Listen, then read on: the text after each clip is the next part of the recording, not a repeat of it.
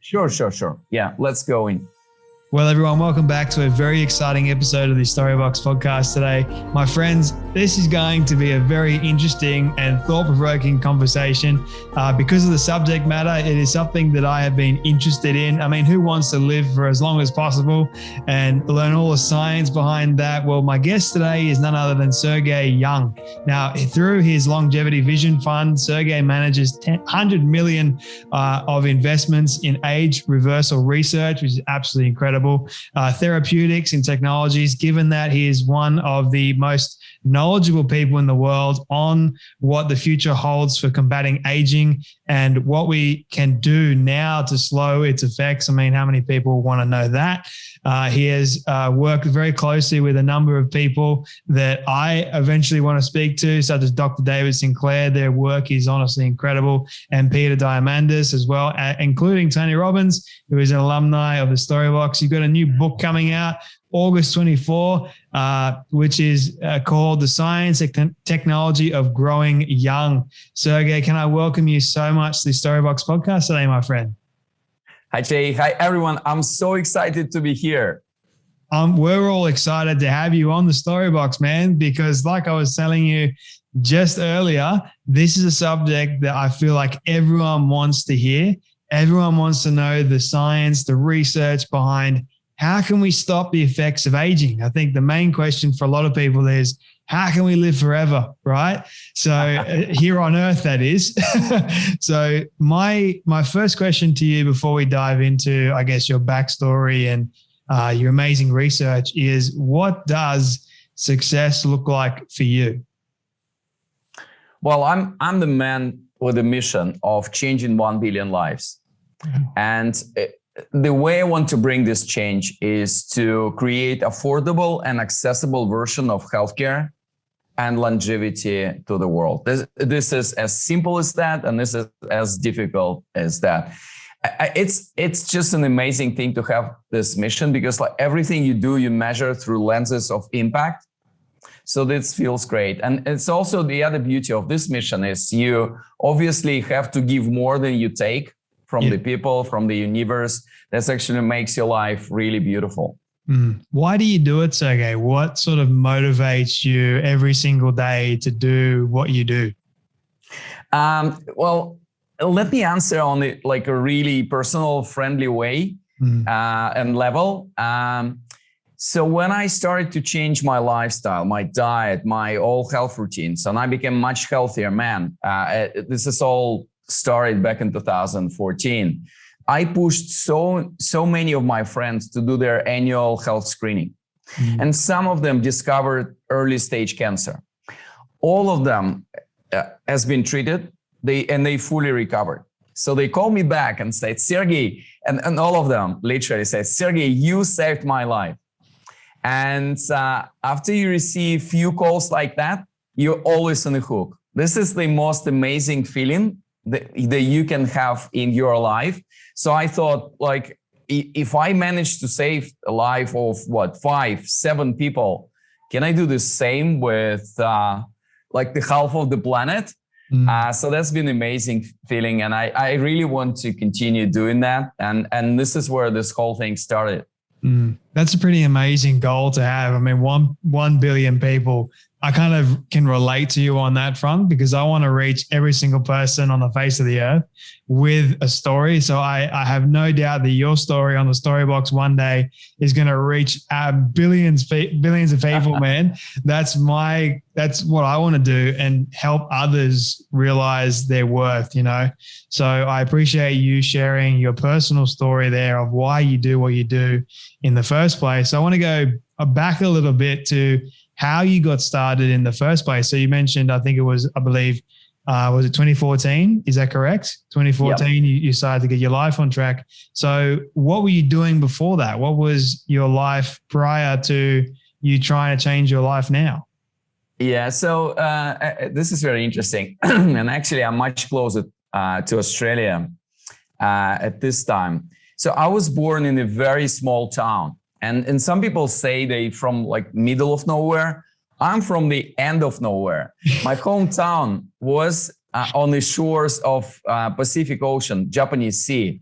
And it was much closer to Japan than to regional capital. So this is how far I went when I was born. And it was former USSR. So at this time, like the biggest travel adventure that I can think of would be to go to Poland or to Hungary, followed by your KGB agent, and that's it. So then 1989, perestroika, I moved to Moscow for my first degree. I have 3 degrees in different areas. And for some people, like becoming an adult is like a few years process. For me, it was just one phone call from my mom. She said, Sergey, both of us, father and mother, lost our jobs one day.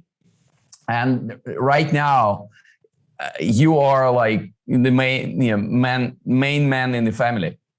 And it was pretty difficult. And I actually started with a lot of different student jobs, but one of them was like cleaning windows of skyscrapers in Moscow. It was pretty scary, but the fear of starvation and like this whole degree of responsibility for my family, for my parents, for younger brother, was bigger than that. And this is where my career started. It was at the time when I've managed actually to work full-time and to study full-time at the university. It was difficult, but very interesting. So I'm insecure overachiever.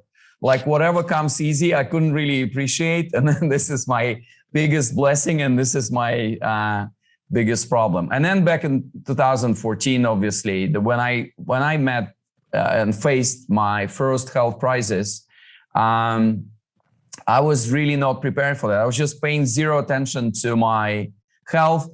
I've delegated all of us, we delegated all our health-related decisions to other parties like big pharma, industrial food producers, healthcare providers, government. And I had zero voice in this conversation. So I started to develop my knowledge. I went on discovery path, like how human biology works, what actually influence our health today, what are the technologies and science that we should expect in 10, 15 years from now. And it was such a fascinating subject. So I founded Longevity Vision Fund. Funny story about insecure overachievement.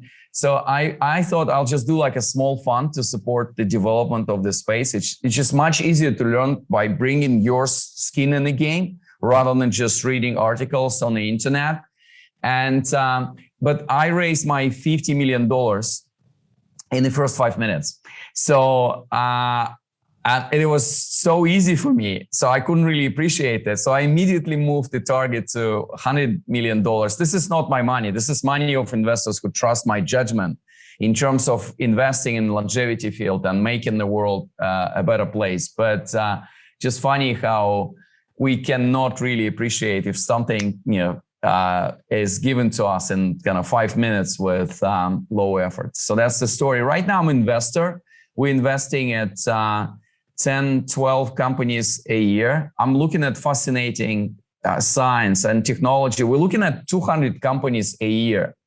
And I thought, and I obviously know a lot of people that you mentioned and more amazing minds and amazing hearts in the world of longevity technology. And I thought, if I'm having this beautiful access to these 200 companies that no one has, because we are there's very few longevity focused funds in the world. We're actually the largest longevity focused fund in the world. I should share it. So I started writing the book. It's been an amazing 3 years journey. And I had so many interesting discussions with guys like David Sinclair, as you mentioned, George, the man behind sequencing human genome, understanding our DNA.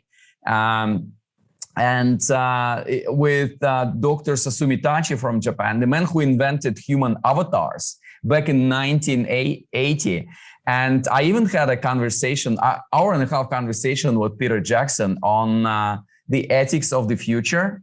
And this man, this is amazing, man. And I don't need to share, in Australia, like how great he is. But like discussing the future of human avatars with the man behind the Avatar movie, Hobbits movie, Lord of the Rings, was really amazing. So, well, that's the book. And as you mentioned, it's coming out to the market in the end of August. I'm very excited. It's already #1 in 3 categories on Amazon, which is brilliant for the new book on this pretty fascinating but complicated subject. So I'm super excited. I'm excited for you, man. I mean, tell me, I want to get to the book in just a moment because I feel like it's fascinating. And the high overachiever, I can relate to that. I mean, it's something that I struggle with, and it's kind of like, all right, what's next? What's the next high that I can chase? And then when you get that, it's like, what's next after that? So it becomes this like vicious cycle, doesn't it? And it's sort of like, so the longevity fund. I mean, you're looking at over 200 different businesses. What do you specifically look at in a business before you go and say, I want to invest in you, or I want to be part of you? Yeah, so we're looking at a number of things, and some of them like pretty boring from investment perspective, but just one thing which I wanted to highlight, which I think is great to hear for all of us. Remember our mission and my own and the mission of the fund is affordable and accessible longevity and healthcare. So everywhere we look at, we're looking at democratizing healthcare. And that means that when we invest in technology, then we invest in science, when we invest in particular scientific team or healthcare intervention, the decrease of the cost against current practice should be 10, 20, but not % times. So I'm really excited that everywhere we look at is about solving the same problem with much greater efficiency at much lower cost. So like, for example, we invested in a company which produced affordable ultrasound devices. The cost of their device is 20 to 50 times less than the current ultrasound device. This is amazing. It's just integration of it does look like a smartphone. You can do a scan. You don't need to have a medical degree. You can be guided by a doctor over telemedicine bridge. And then everything goes to cloud, and artificial intelligence pre-analyze all your scan, and the doctor or nurse or even you receive like initial report on that. Or we invested in organ regeneration space, like the company called Genesis. They based in Pittsburgh. What they do, they use our lymph nodes to regrow organs inside our body. So like if you have dysfunction in liver, you can regrow like a liver B inside your body in the course of 3 to 6 months. And with one donor liver, like Genesis will be able to help 50 to 75 people. While today, it's one donor liver, one recipient. There's 117,000 people in US alone on a waiting list for donor organs. And you wait for 6-12 months. Some people die, and it's like super expensive surgery because it's just one organ goes to the other recipient body. These guys can help 50, 75 people. So, and they starting human trials. They just got FDA approval in November this year. Well, this is how exciting this technology can be. And I really in love with this new technology-based version of healthcare, where we can spend significantly less money and save more lives and bring quality, not only quantity, but like quality to everyone's life. What are some of the challenges surrounding that though? Because I feel like there might be a lot of them that stem up from, it's a great goal. I totally agree with you. But what are some of the challenges that you have faced along this journey of trying to get healthcare for everyone and longevity? Well, a number of things. One is we are talking about human lives. Yeah. So your cost of mistake is so high that your regulatory process, like approval process, your testing process needs to be as rigorous as possible. So that's why you invest a lot of years into developing and testing something. That's a challenge. Well, the second piece is aging is not considered today as disease or important risk factor. So we finding this bits and pieces like different diseases, but there's no economic or like a regulatory model to support your investment in longevity. So like if you go to the pharmacy today and you ask like, can I have like a drug against aging or all age related diseases? They would think you're crazy. They would think, or they would send you to cosmetics or supplements. And this is a little bit counterintuitive. So early on in the history of medicine, we just divided all these specializations, like to the body systems, to organs. And this is great because we developed different degrees and different fields of medicine just to be really focused on some of the organs. But we lost this comprehensive view of human body and human mind, how it works as well. And so that's probably like the biggest obstacles. And finally, again, as I mentioned in the beginning, we kind of thought, we really checked out from this health agenda, and we delegated all these decisions to other people. While I do think that all of us need to be part of this conversation. You don't need to like do diagnostic, or you don't need to make to give yourself medical advice specifically for some of the very severe diseases, but we completely excluded from that. And this is really bad. So would you consider aging now as a disease, or something that is just natural for us to get used to, but we can prevent the side effects, I guess, of the symptoms of aging, which come about, like, arthritis, all these other issues that stem up. So do you consider aging as a disease? I do consider aging is extremely important risk factor, because with the age, your chances to get, as I call, 4 killer monsters, 4 most dangerous diseases, and this is like 90% of the death after age of 50, cancer, heart disease, diabetes, and pretty new for us, neurodegenerative diseases like dementia, Alzheimer's as well. Your chances to get them is like 20, 40, 50 times more after you turn 45. So aging is a natural process, as well as some other different natural processes in our life.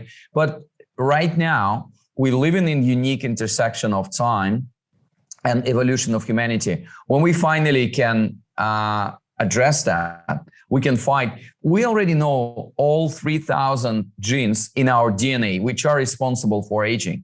They're actually working much better in the bodies and minds of so-called centenarians, people who live 100 years plus. So we studied that. Right now, we are in the process of development different technologies which will help us to influence this and help people with dementia to spend last few years of their life with the brain which is working properly, and they can enjoy their family, enjoy their life as well, or help people with very rare genetic diseases as well. So there's so many things that we can do on genetic level. And having said that, we are participating today in a global experiment in gene therapy, because Moderna, AstraZeneca, some of the other COVID vaccines are the outcomes of gene therapy. So congratulations, we're already living in this world. And remember, I was just looking at the article 2 weeks ago, and it starts with Moderna vaccine has been developed in the course of 2 days. What? Imagine that. Yeah, like decades ago, it would take decades to develop vaccine against any particular disease or the virus. But right now, obviously, they did a lot of work before that. It's not like they set up Moderna early last year, but just this whole quality and the quantity of response and speed of response to COVID is an amazing example how far we went with development of medicine. And if you bring technology there, we're going to be unbeatable. We're going to be spending less government and tax money on healthcare, and will help more people to realize themselves and to become like a better version of themselves.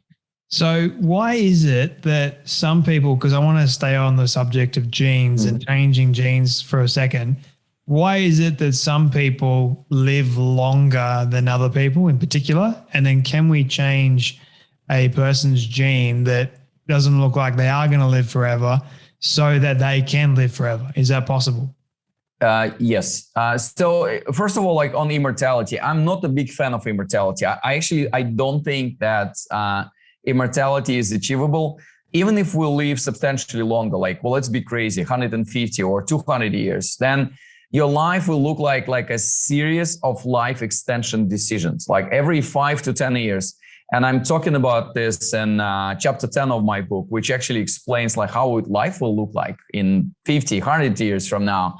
when we'll have access to all these beautiful technologies. So first of all, like immortality is just a concept, right? And if you take away like the death from the human life cycle, I don't want to be human, right? This has to be an end. But like, can I improve the quantity and quality of my years between beginning and an end? Yes. And I want to offer this to a lot of people. So let me give a simplified version of the answer to your question. Like 30 or 40% of our longevity is genetically predetermined. And if you look at centenarians today, like in 70% of cases, they have this like good expression of this longevity genes. Like the model of longevity that we have today while looking at centenarians is really old model. They just been lucky in genetic lottery and in the environment where they were born and raised. So and we want to change that. So first of all, we would like to address this 30 or 40% kind of piece, which influence our health and longevity through gene editing and gene therapy. So that's one. And second piece is really predefined by your behavior, by your longevity choices today, by the environment you live in it, by your lifestyle, by your health strategy, if you want. Like, are you doing annual screening? Are you catching cancer at early stage when your recovery rates today at 90 or 100%, or you're just waiting for disease to manifest itself? You go to doctor and they're like, bad news, you have stage 4 cancer, your recovery chances are like 20%. So what is your choice? And there's so many things that we can do today to stay on longevity bridge, to spend another 10, 20 healthy and happy years on earth until all this technology from what I call near horizon of longevity, innovation, will arrive to the earth, will be massively available, and we all can enjoy extra 10, 20, 30 healthy and happy years on earth. Do you believe in, I believe Walt Disney wanted to do this about freezing yourself, cryogenics? Is that, do you believe in any of that? I have a lot of friends in this community. This is a very special community. They're so keen on that. It's not a choice for me. Number one, I do think it's a pretty old technology. Right now, like we're looking at human avatars to invest, and like creating our avatar is just much easier and more efficient, even like cheaper way to do it. So we'll look at 3 companies, 1 in Japan and 2 in the US, which working on creating human avatars. I'm actually creating another Sergey Young next year. This is my resolution for the next year, is to create the virtual avatar of Sergey Young, because I want to spread my message, right? Just for people to be excited about living longer, taking back control and responsibility for their own health and live longer, healthier and happier version of their life. So this is coming, and like doing this in cryogenic ways is a little bit outdated. So that's my problem number 1 with this. My problem number 2, remember, I'm not in the business of extending my own life. Even if I die at the age of 80, but like our next generations of people on earth, my grandkids, your grandkids, for all of us, they will have an opportunity to live healthier, happier, and longer life. My mission is done. This is great. So like, I don't want to preserve myself. I just want to like maximize my impact and sharing the best of me with the world throughout my life.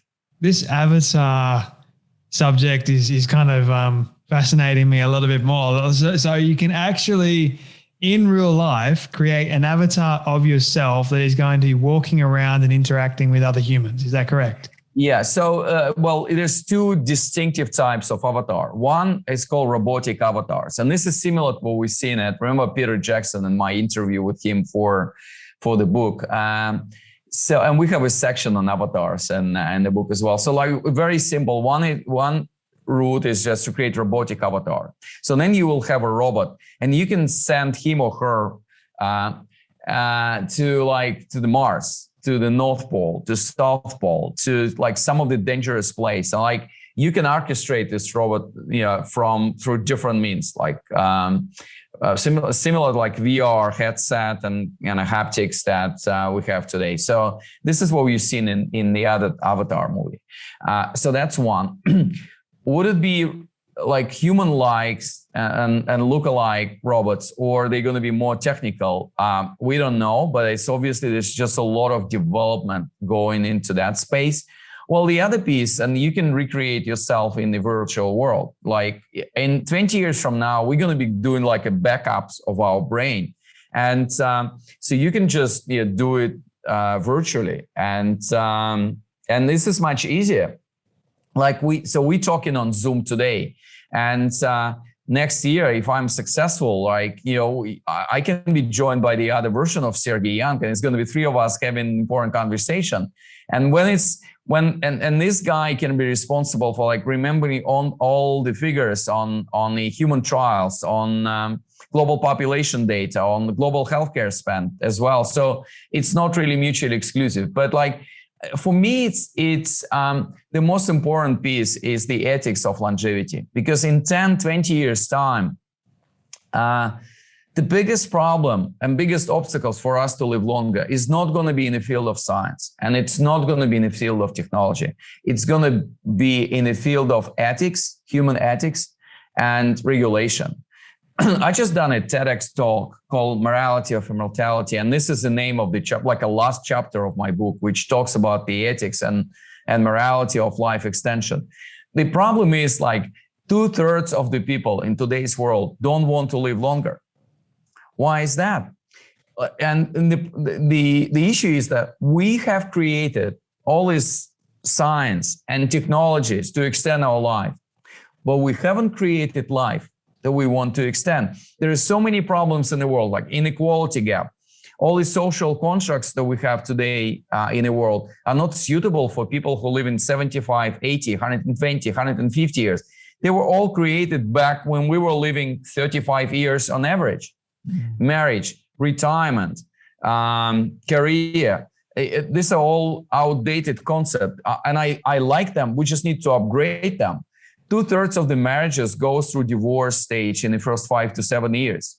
Well, let's just bring another additional form of mutual responsibility for like kids raising partnership, or career, or retirement. It's all binary. You have full-time job, and then in the age of 60 or 65, you have zero job.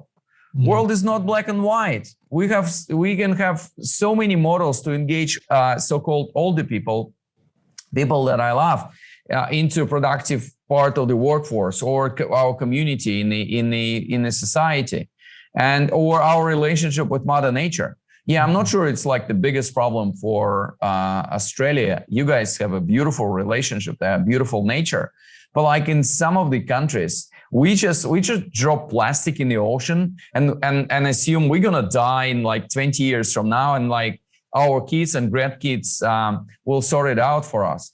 If we're gonna be living longer, we will face the consequences of our own actions, and we will need to have much more responsible relationship with our own health and with health of our planet. So this is my biggest concern.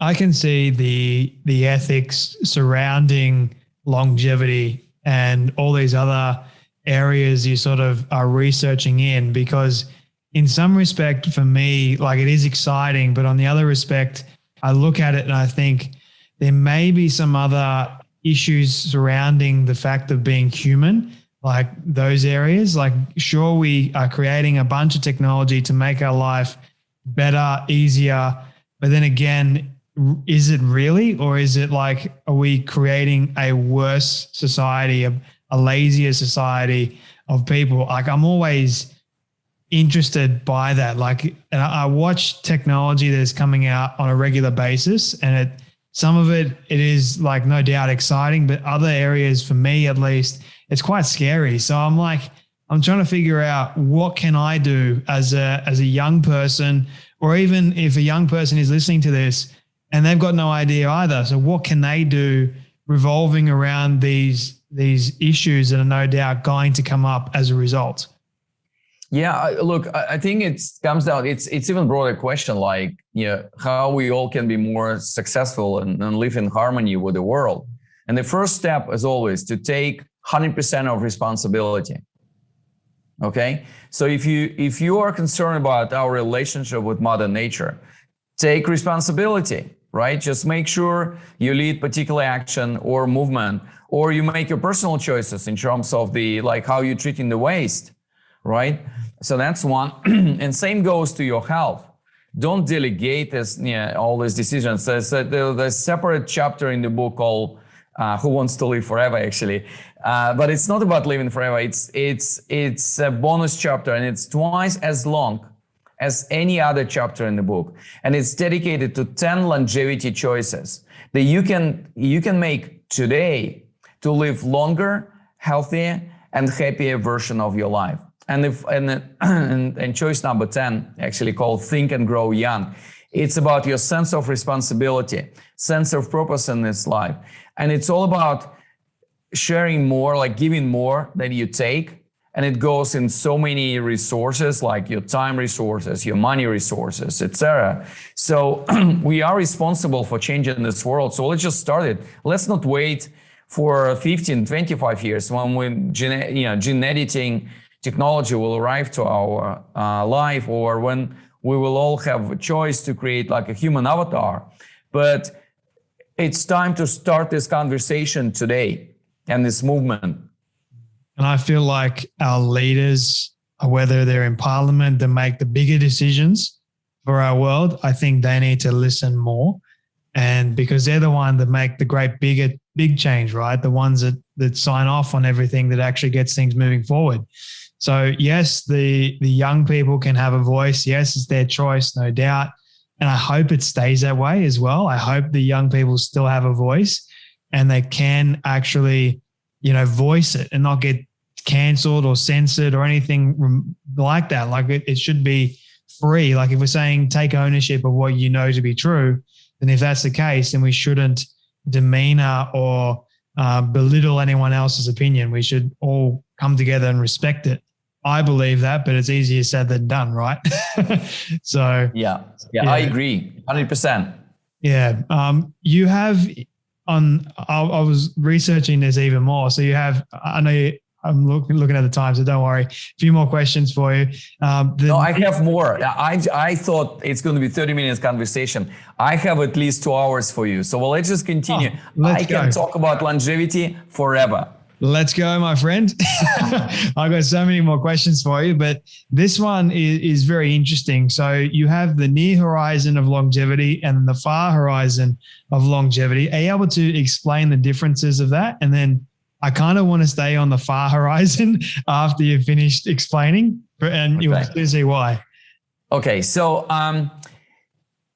longevity space became pretty confusing recently, right? Today you read you need to do stem cells injection, and then tomorrow you read the stem cells injection is not still approved, and it can have very severe side effects, and you need to eat blueberries. Tomorrow you read blueberries are eroding your stomach from inside. So I thought I'll just bring a little bit of discipline and organization into longevity science and technology space. So there's three periods of time that you can influence. So one is now, what you can do now. And this is, again, your 10 longevity choices, as I explain in the book.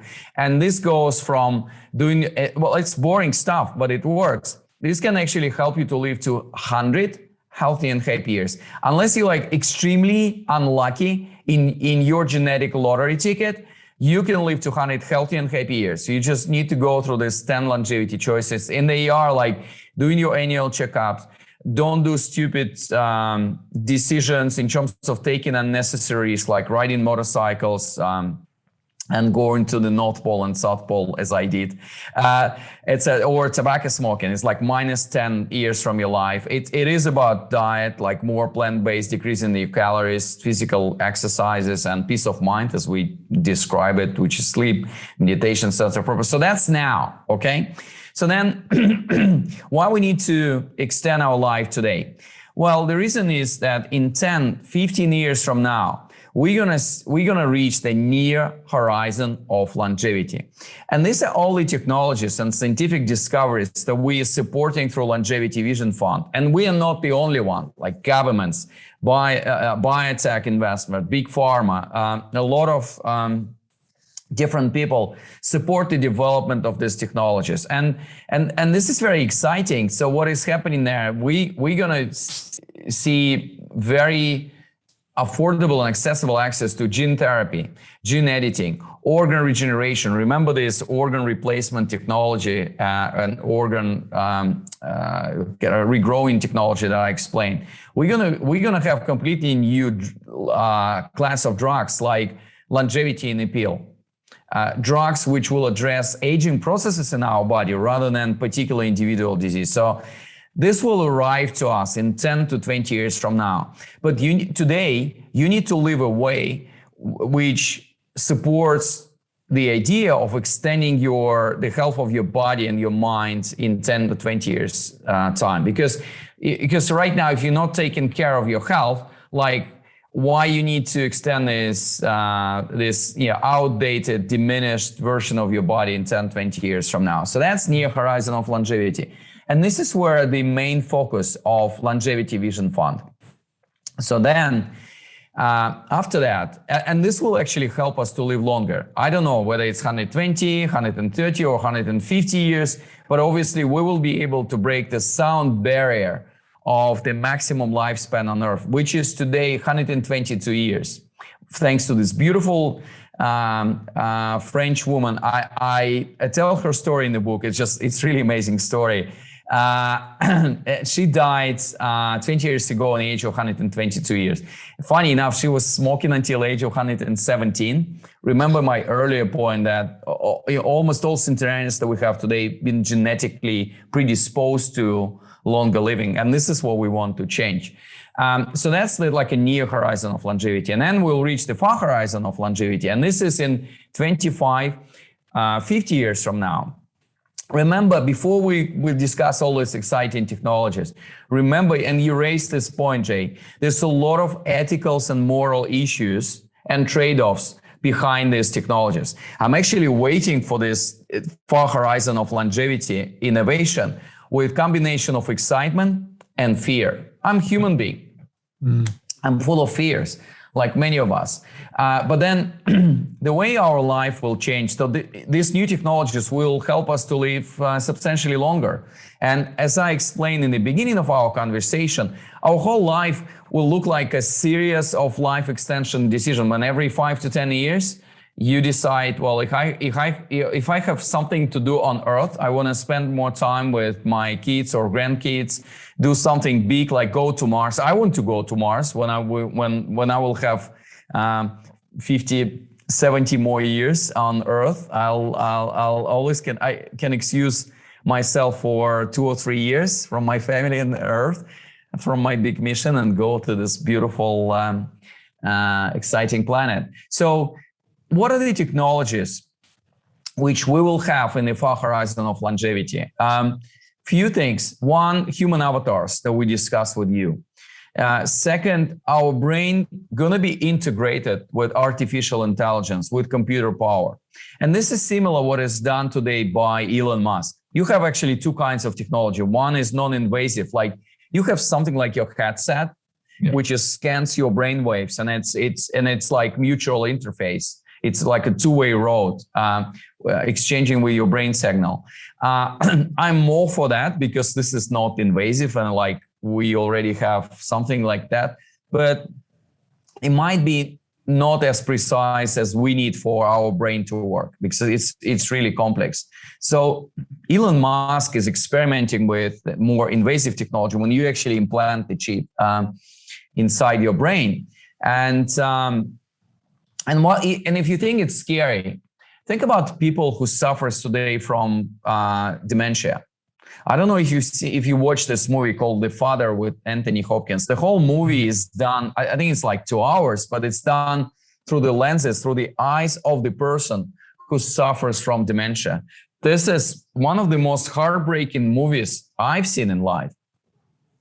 And if we will be able to help with this human brain AI interface, the people in a very old age who suffers from neurodegenerative diseases, to improve, to like completely change the quality of the last 5 or 10 years of their life, well, that's amazing achievement. Then what else? We're going to be doing like a backup of our brain every month or two. The whole version of medicine are going to be completely personalized, because a lot of devices in our body and in our home going to be responsible for checking the status of our health. And so I call it Internet of Bodies, similar to, I don't know, you probably heard about the concept of Internet of Things, when all the things in our home and in the world are interconnected. So the same thing will happen with our bodies. And we're going to be full of sensors. I'm full of sensors today. So like I'm speaking to you, I'm wearing Oura Ring to measure my sleep. Whoop, I'm experimenting with Whoop from Amazon, just to see like how my body responds to the different stresses as well. I'm wearing Apple Watch because Apple is doing a lot of investments into the healthcare space. And it's this whole thing. I'm wearing glucose monitor right here which works for 14 days and give me the understanding like how different foods influence my body. Zero patch here to measure the work of my heart. And then we've done it with cars. Like, can we just recreate the same with our bodies? And I do believe our bodies and our minds are much more precious and important to us than our cars. Yeah. So Internet of Bodies, we're all going to be interconnected, and it's going to be decentralized, artificial intelligence-based system which manage our health and help us to identify risks at extremely early stage. So that's like the vision of the future that I have. As always with futuristic predictions, some of them will come in like 2 years from now, not in 50 years from now. And some of them will never be realized or available to us. But it's important to see the picture of the future. And I spend a lot of time on it in a book, because it can be useful even for one thing, which is like, what are the ethics of today's world and ethics of the future? How we should use our gene editing capabilities for the benefits of humanity, rather than just to help someone very rich to live longer, and for the rest is not to be enjoying their life. One big ethical problem that I see with all of this is the government mandating that we should either have a chip implanted in us, or they put something in our phones to watch over us, to govern us, or God forbid they put something in our body as well, like for a vaccine. I'm not saying that they are, but just God forbid that does happen. That's what I'm against, because then it takes away the essence of choice for a human being of, this is my body. I want to do what I want with it. It's all good and well if someone wants to actually have this injected in them to try it out, for example, or to benefit from it, hopefully. But there would be a lot of people that wouldn't want to take part in it, which I also understand, just as much as I understand the person that does want to partake in it. So that's one of the big ethical things that I am worried about, I guess you could say, from that standpoint of it getting over to the government and the government saying, nah, this is going to be compulsory now, because we're already starting to see little signs of it with vaccine passports, like our freedoms to be taken away, if you know what I mean. So I don't want that to happen. I'm hoping it doesn't happen with like all these other technologies that are being introduced. Like it's amazing technology. Like if you can cure dementia for an old person, that's insane. If you can cure viruses, diseases, cancer, for example, by all means, that is fantastic. Like keep it up. But if you go a step further, which is what humans have the tendency to do, like the power, the control, all that sort of stuff, that's where I see the ethical dilemma. So I agree. Yeah. I agree, Jay. I mean, that would be awful, but like, can I just be provocative with you? Go for it. Yeah. And look, I share your concerns 100%. I'm not a fan of this idea, but like, again, just share a provocative thought. We already have this chip. It's not implanted. We carry this chip every day, every minute with us, and it's called a smartphone. We're just using very inefficient interfaces to interact with it. So I'm using my eyes, I'm using my ears when I speak over the phone, and I'm using my fingers to type. That's it. Yeah. But otherwise, think about this. We already made this choice because we all, without any push from the government, we carry these devices, and they give anyone, like on a government level, on a private level, the ability and risk to track almost all about us. So in a way, I do agree with you. What I wanted to say, it's this is not a problem of the future. This is a problem of today. But like, I came from Russia. I'm the last guy to talk about politics in different countries. So I stick to my narrow mission of changing 1 billion lives. And I'm trying not to work on a government level, because it's get political very easy. I do agree with you, and we all need to be mindful. So this technology already exists, and we carry this technology with us every day. I like how you said that, man, because I'm not like against any of this at all. Like I'm not, and it could be just from my lack of understanding to the full extent. Like you have more understanding about all this than what I do. So I'm learning still in the process. And I'm trying to gather as much information as I possibly can to make my decision or to make my choice consciously. But you're right. We do carry around phones that have chips in it.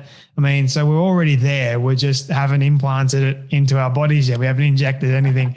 So, I mean, that's going to come, no doubt. So, but one thing that I was interested in with the far horizon side of things is, I mean, this is like science fiction stuff. I mean, nano robots. I mean, putting that in your bloodstream. Can you, like, how in the world does someone develop those little things? Look, it's very fascinating. And well, where do I start? Well, first of all, let's just explain the concept of nanobots. Think about really small robots which the size of which cannot be really visible to you. So they're going to be flowing in our blood and all other liquids in our body. And these simple explanation, imagine they would just attack cancer cells and we'll be able to fight cancer in our body. So that's like a simple picture of how nanobots will work. So that's one. Two, it's technology of the future, and it's and I've heard about few companies who are working on that today. Unfortunately, it's such a secretive technology.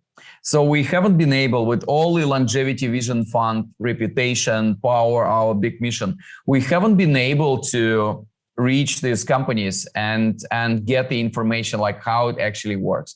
I don't know what's the level of, probably some defensive or defense application of that. I don't know why is that, but so I don't have like precise information to tell you more. But what I do know, a lot of people developing small capsules, which you can kind of swallow, and then obviously it goes away in a natural way in a few hours or tomorrow morning from your body. And even if you watch development of this, so my oldest son, I have 4 kids. He's 22, and he has some problems with his stomach and the gut system, right? So before that, he was just doing gastroscopy. This year, they give him like a capsule that you swallow, and then capsule makes all the research. Well, it goes through your tract from stomach to colon, and away, make all the necessary diagnostic on its way. So effectively replacing gastroscopy. And I have a call, like a Zoom call next week with a company. I still haven't spoke to them. What they've done, they actually put 4 engines, small engines on the back of this capsule. So right now, it's not like the capsule just goes naturally inside your gut system. It's actually, so they managed to put in this capsule like 4 really mini engines, and it's now becoming like self-driven inside your body. And this is today. They still need to test it on humans. They have couple of crazy founders. They just testing this capsule on themselves. Like every time they go and somewhere and speak, and they just swallow this capsule, and they say like, this is my body. I can do whatever I want. It's pretty safe technology. But like, imagine, and this is happening today. So the only difference to nanobots that I explained is just size of this device. That's it. And we've seen in many cases when the size of devices has been decreased significantly, like smartphones 25 years ago was a really heavy, large box. Right now is, as small as U1, right? Can be even integrated in your Apple Watch or in even smaller than that. So similar things will happen with nanobots. That is incredible. Like, it kind of reminds me making superhumans or superpowers. That's what I'm looking out for, if that's even possible, like giving us superhuman strength or something crazy like that. I mean, that would be unreal. That's just my wild mind going off with the fairies a little bit there. I agree. Yeah. But Sergey, your new book is out August 24th, so it will be out after this episode drops. So I want people to go and get a copy of his book. It's called The Science and Technology of Growing Young. So can you explain to me, if I was to pick up a copy of this book and turn to any page or chapter first within the book, not just the first chapter, but anywhere in the book, that I'm going to get a renewed perspective or idea, which page or chapter would you recommend that I turn to first? Well, if you're new to the field, you need to start with chapter number 1, and it is about longevity revolution. What are the things which are changing around us? Like, the largest healthcare companies on earth going to be like Google, Amazon, Apple, or environment around us is becoming more longevity friendly and actually helps us to live longer, not to decrease our health. So that's one. And if you're not new to the field, you just go to the last chapter, which is Morality of Immortality, read about new exciting world and what we should do today in terms of the ethics of the world. And obviously my favorite is the bonus chapter, which is 10 longevity choices of what are the things that you should do today. The key message of the book, we're all going to be living longer or radically longer. And we need to be prepared for that. The time to decide and make your choices is today. I don't want you to be victim of what is happening around you in 10, 20 years from now. You need to have completely different health strategy, completely different financial strategy, even your relationship and family strategy should be different. And like, obviously book is like 80% about health and different technologies, but like more insights there for our everyday life. We put amazing pre-order offer for the book. So if you pre-order the book, go to sergeyyoung.com and you're gonna get like free access to Longevity Video Academy. I filmed 10 minutes video about different aspects of longevity of today and tomorrow. Couple of more books, one about the diet, which is one of the most important components of your health change today, and about kids' health, because I have 4 kids. So I wrote a small book, and it goes for free to our readers as well, about how we need to change the mindset of our kids early on in their life, before they see all this advertising, the influence of industrial food or unhealthy practices. So our kids will live healthier and happier version of their life, and obviously longer. That's amazing. I can't wait to get my hands on a copy, Sergey, and read it and share it with my audience here in Australia and abroad. But my final question for you, this is my all-time favorite question I ask everyone at the end before I ask people where they can find you and all that sort of stuff. This is a hypothetical question, but I want you to imagine with me for a moment that you have been able to reach the age of 100 and all your friends and your family have decided to put together a film for you of everything you've ever said and everything you've ever done. Don't ask me how in the world they got it all. I don't think it'd be too hard with technology when you get to that age, but just imagine they've got it all for me and they put it together and they've shown it to you on your 100th birthday. What do you want that film to say and to show about your life? Well, this is the man who finally brought affordability and accessibility to the healthcare.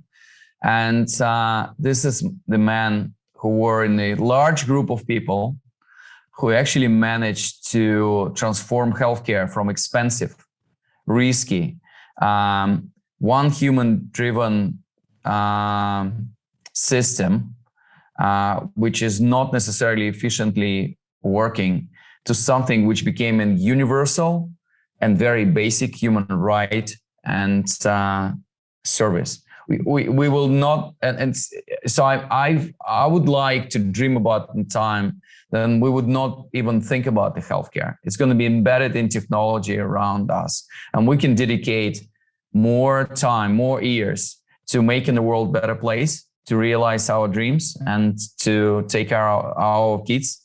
And our kids should be better than us on all fronts. I have loved this conversation. So much amazing and interesting stuff to absorb. Sergey Young, thank you so much for your time today, for coming on the Storybox podcast. Where can people find you and connect with you, man? Yeah, thank you, Jay. Thanks, everyone. So the easiest way to connect is go to sergeyyoung.com, and you'll find a lot of useful stuff there. You can see, you can sign up for newsletters, you can pre-order the book, see, and just continue to monitor what we're doing in Longevity Vision Fund and how we're changing the world together with you.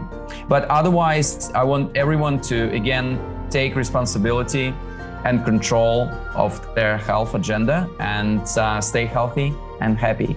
That's a good message. Sergey Young, thank you so much once again, sir, for coming on the Storybox podcast.